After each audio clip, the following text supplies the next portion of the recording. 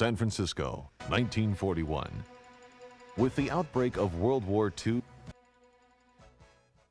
San Francisco, 1941. With the outbreak of World War II just months away, Southern Pacific's famous facilities at Mission Bay Yard are at peak capacity. This engine house services all passenger locomotives in the San Francisco Bay Area, including the commuter engines and the daylights on the coast run. The new GS3 locomotives on the ready tracks were the first engines of the GS class built with 80-inch drivers. They are designed to run at speeds of up to 110 miles per hour. Early morning at Mission Bay finds the day's lineup being prepared for the morning and noon daylight runs. Meanwhile, the freight yards are being worked by an 1100 series 060. Engine 2375, a 10-wheeler, rolls out of Mission Bay backing to the 3rd and Townsend Street station. At the station, a freshly painted green broilered switcher goes by after having turned the coast daylight for the return trip to Los Angeles. Switcher 1277 is doing her chores, shuffling head-end cars for other trains.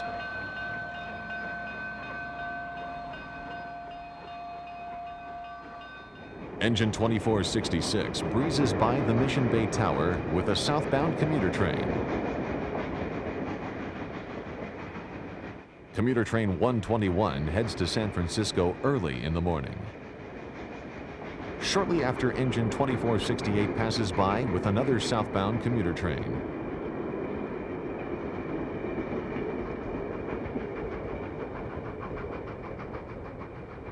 Later in the day, train 99, the Coast Daylight, arrives from Los Angeles and heads to the station at San Francisco.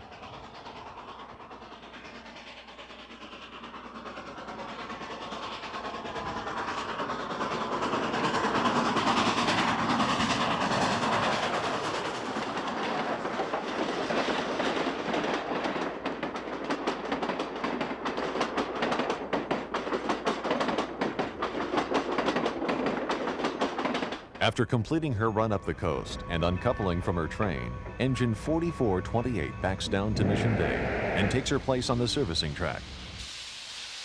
As they bask in the morning sun, fresh from the previous night's maintenance, daylight engines are assembled on the ready tracks awaiting their call to duty. They will soon be powering premier name trains like the morning and noon daylights to and from Los Angeles.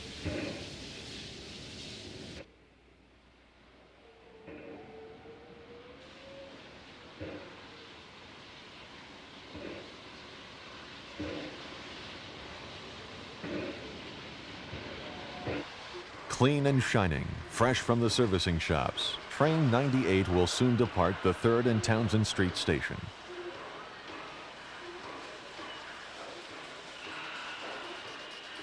The morning daylight waits her departure from San Francisco to Los Angeles.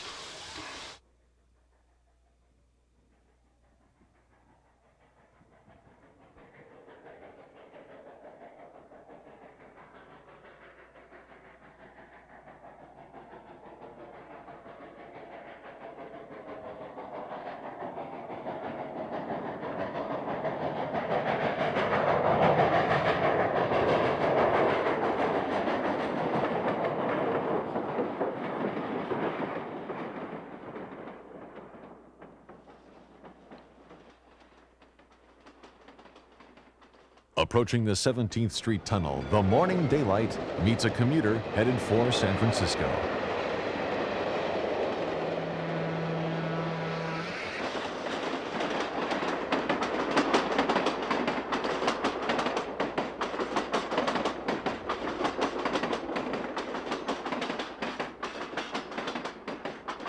The daylight picks up speed, racing past the farmlands of the lower San Francisco Peninsula.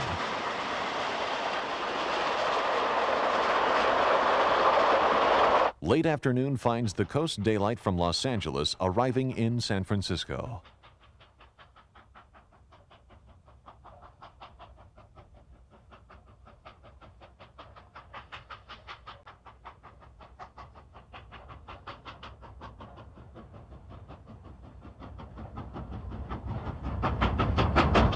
Train 70, the coaster, heads out of town powered by a new GS4.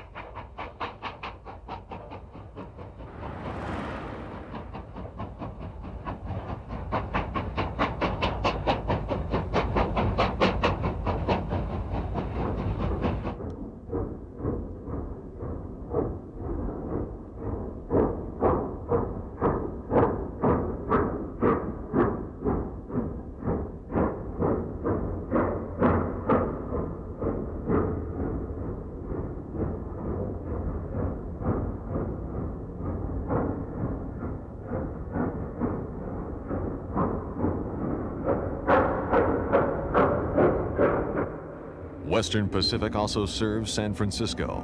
A brand new diesel is sorting cars in the Western Pacific Yard. Since the railroad has no direct access to San Francisco from the east side of the bay, all rail cars arrive and depart by ferry boat. Autos in 1941 have the right-of-way. The train has to stop at road crossings before proceeding.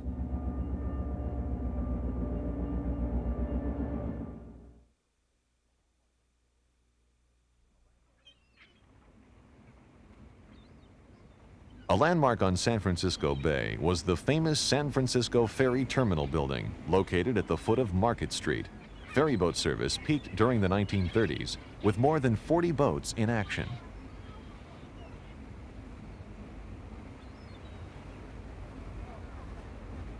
Crossing the bay, numerous boats are seen in action, including the twin-stacked Alameda.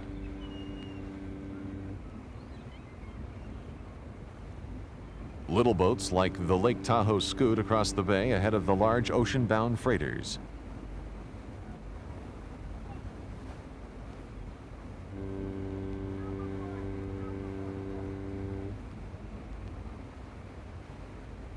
Large ferry boats, such as the Eureka, are steam-powered using an unusual mechanism called a walking beam. Located on top, the walking beam seesaws, driving the large paddle wheels on the side.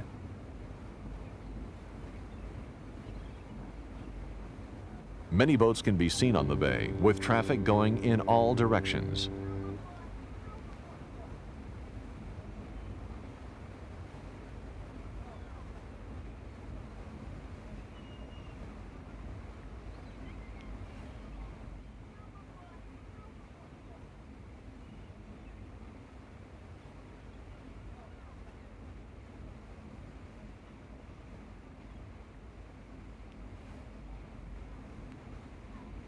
The repair facilities are located at Oakland.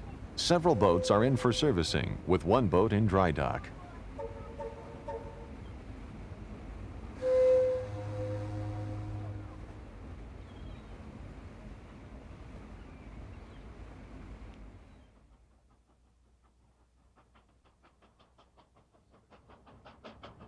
Southern Pacific Engine 2454 pulls the Senator into the Oakland Pier. Passengers will continue by ferry to San Francisco.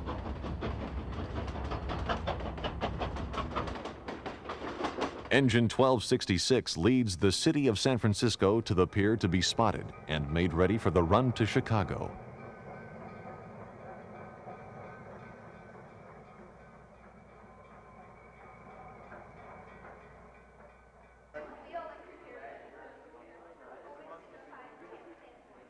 Loading passengers at Oakland Pier, or as it is known to so many, the Oakland Mole.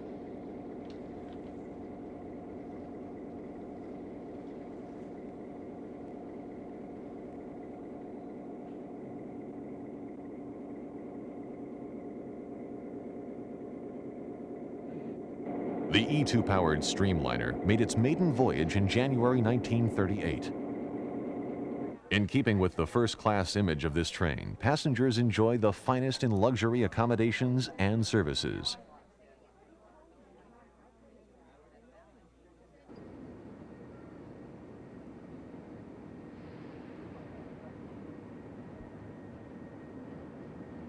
At 4:08 promptly, the city of San Francisco leaves Oakland and soon gets a highball on her journey east.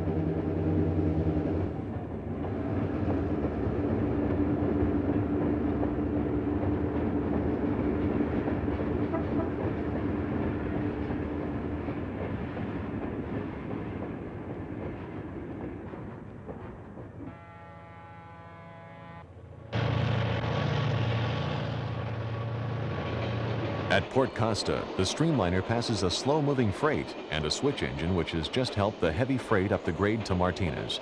Port Costa was the terminal for the railroad ferry boats before the Great Bridge was built across the Straits of Carquinez.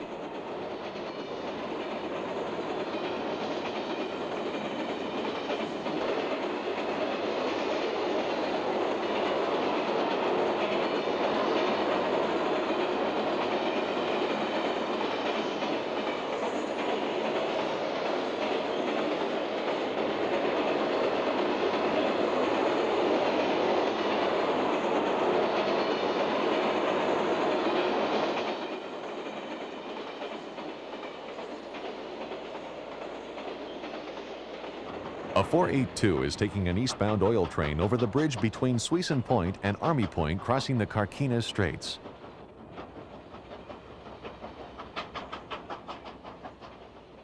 A westbound freight is heading for Oakland. Due to the shortage of cabooses, a coach is used instead of a caboose.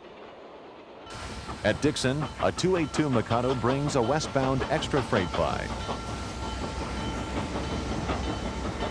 As the westbound passes, an eastbound 482 with a reefer block heads for Roseville and the Sierras.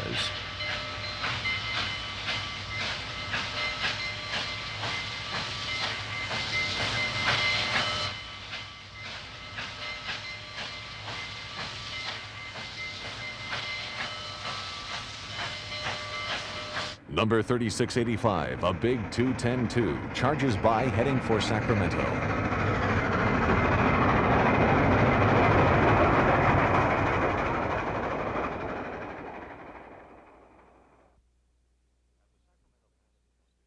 At the Sacramento Passenger Station, the C.P. Huntington is on display. Built in 1863 by the Cook Locomotive Works and rebuilt for the 1915 Panama Pacific Exposition in San Francisco, she is placed on permanent display in Sacramento in 1939. The Little 424 and her sister engine, the T.D. Judah, helped construct the Transcontinental Railroad.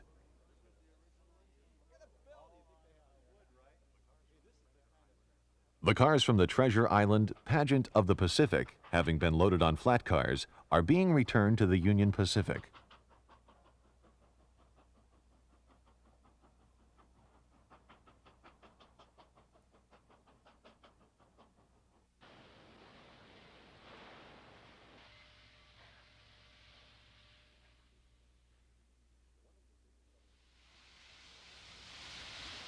One of the big Southern Pacific steam rotary snow plows is being kept hot on the service track in Roseville in case it is needed. This is the one-spot car repair track in Roseville. These cars are getting replacement trucks. At Roseville's massive freight yards, trains are made up for the assault on the Sierra Nevadas. Here, a 282 brings a local into the yards.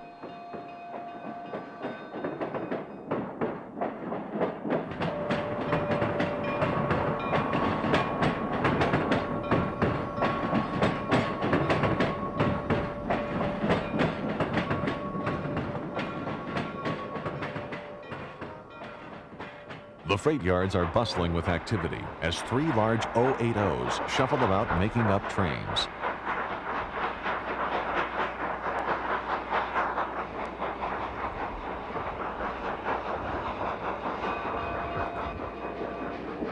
As number 1408 works a train of express reefers, a caboose is switched on the fly.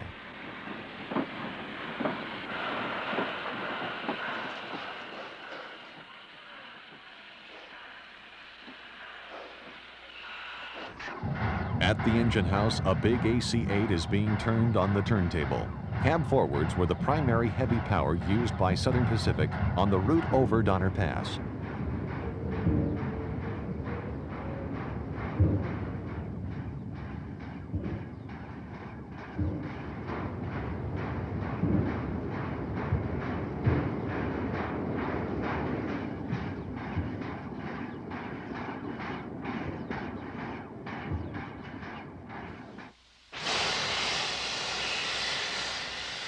Coming down from Marysville, another cab forward arrives in town and crosses Lincoln Street.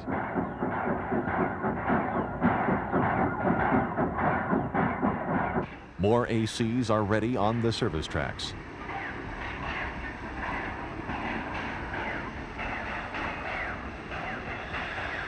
Getting her orders, cab forward 4178 moves down the track to pick up her train.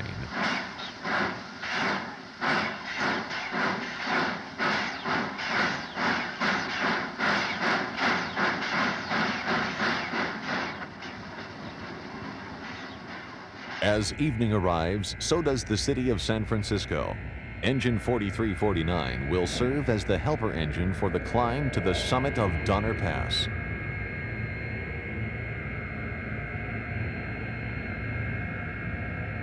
Coupled and moving out of Roseville, train number 102 heads for the hill.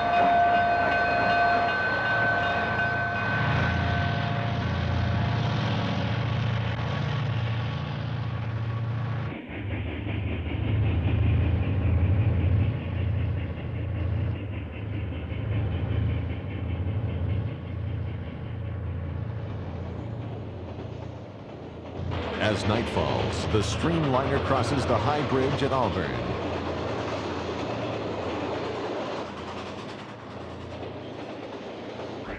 In the morning, engine 4313 awaits the arrival of train 21, the westbound Pacific Limited, arriving from the east pulled by a cab forward.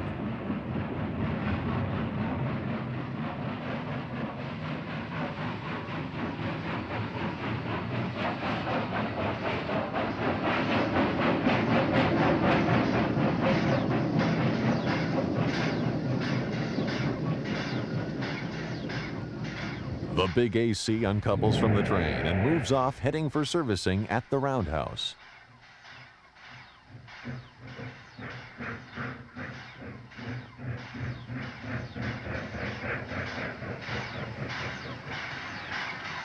The smaller 482 can now handle the train across the flat territory to Oakland.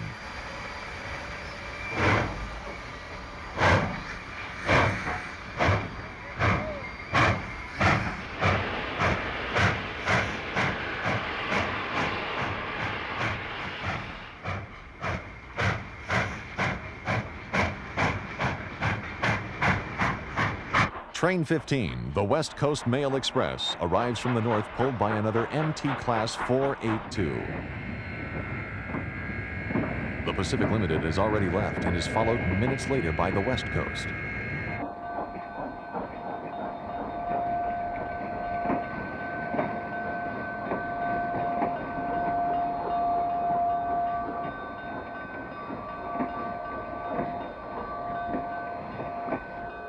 An early AC-1 cab forward still sees action. The eastbound Pacific Limited leaves Roseville for the steep climb up Donner Pass. Power for the train is a cab forward with a 482 helper on the point.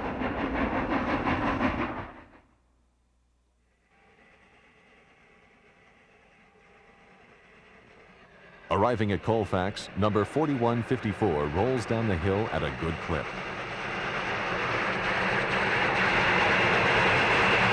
At the Colfax station, engine 4185 is backing up to its train after taking on water. Out comes helper 2579 to couple onto the point.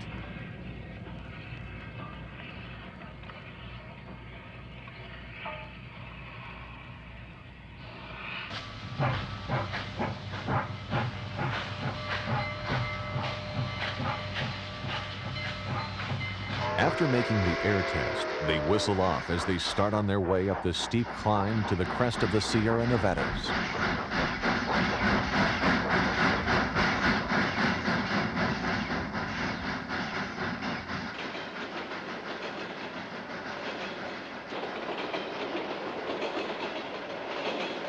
Looking east, another cab forward is coming down off the hill. The tracks on the right are the Nevada County Narrow Gauge Railroad.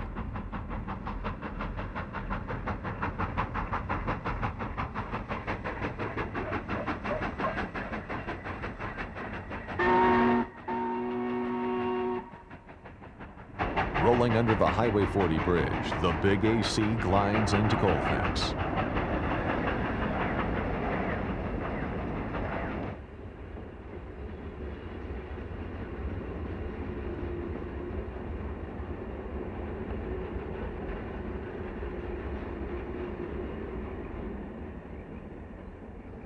Coming out of a siding after taking on water, 4198 moves to her train.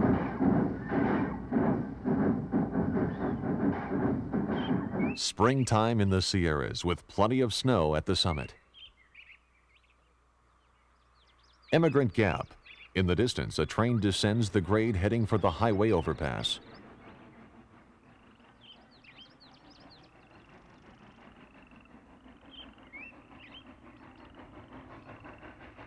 A westbound freight passes through Emigrant Gap.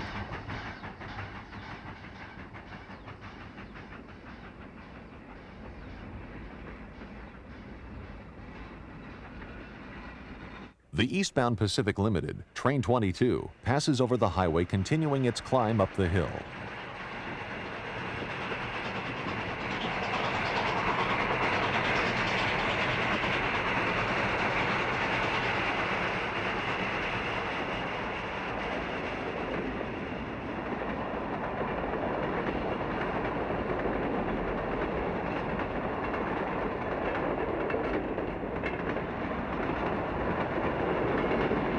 Early competition streaks by. Shortly after the Pacific Limited passes, an eastbound freight comes through Emigrant Gap. Evidently not a heavy train, as there is no helper engine.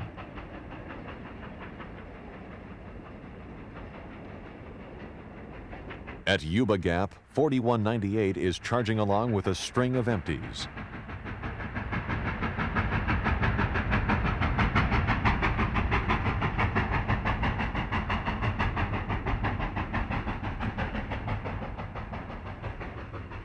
Close to the summit at Norden, the Pacific Limited is almost at the end of its uphill climb. At the summit, the helper engine will be turned around and sent back down the hill to Roseville for its next assignment.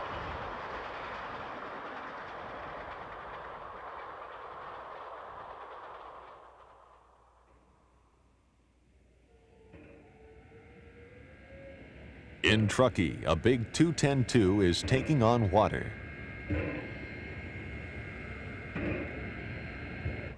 After watering, engine 3618 heads out of town to climb the eastern slope of Donner Pass.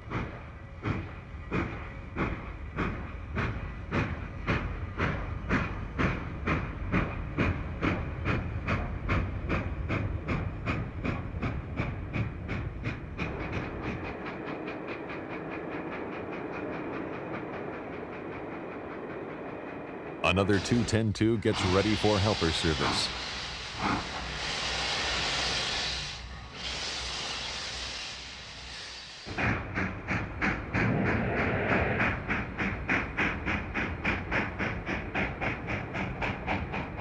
An eastbound freight rolls down off the hill into Truckee.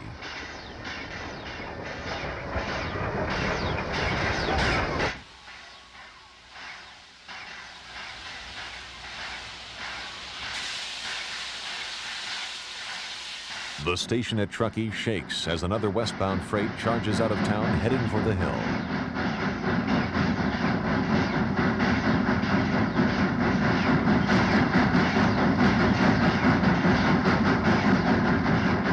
At the Lake Tahoe Road overpass, a 280 helper is shoving hard on the rear of the train.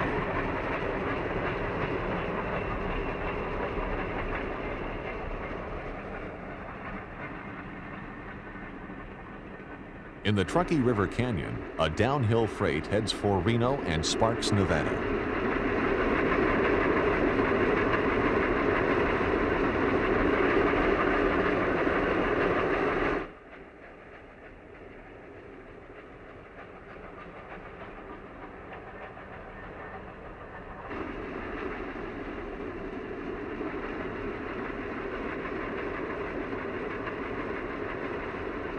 An uphill freight is moving much slower as it struggles with the grade.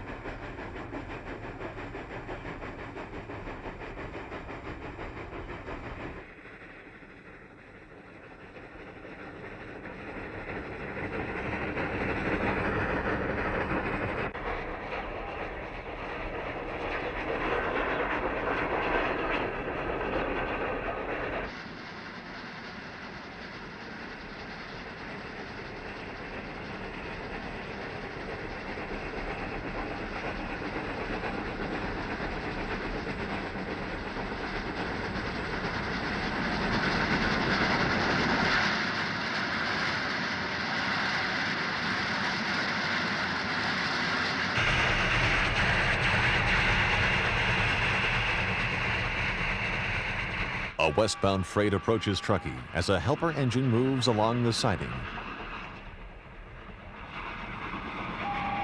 The mighty Southern Pacific Railroad is in its finest hour, and scenes like these are never to be repeated as steam rules the rails in 1941.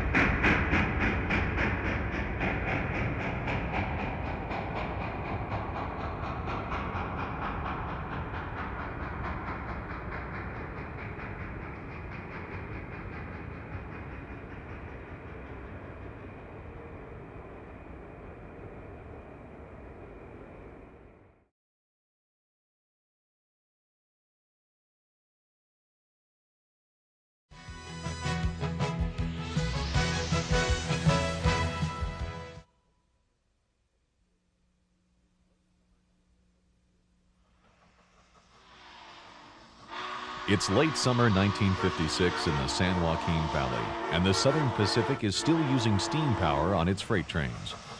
A big 210-2 is coming off the Biola branch and crosses the old Highway 99 as she heads for the junction and the main line to Fresno.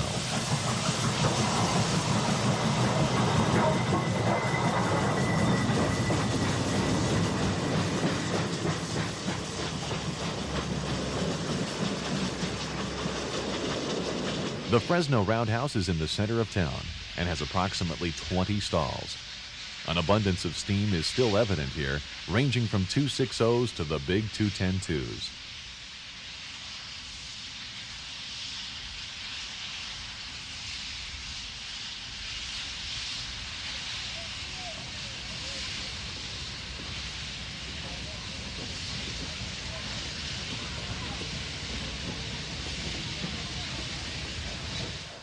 The yard tower and freight yards form a major hub in the San Joaquin Valley, with branch lines originating here for agriculture and lumber.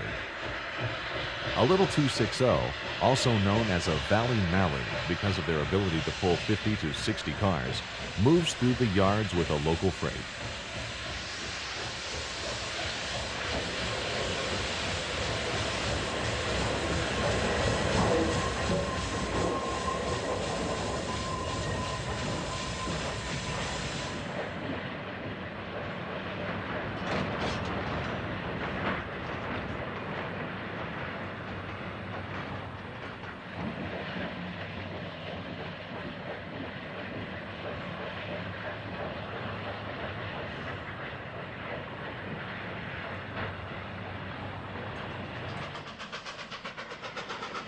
Steaming south near Olive Avenue, the train is running as an extra to Reedley.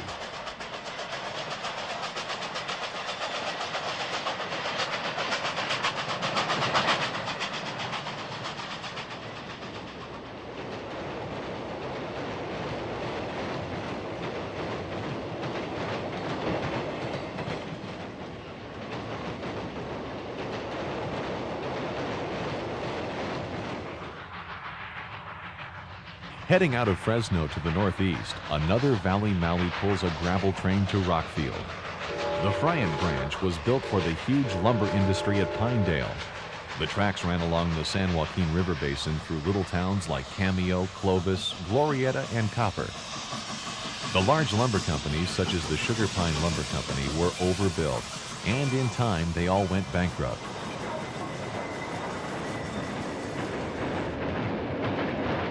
At Rockfield, engine 1777 is switching gravel cars at the pit before continuing on to Friant,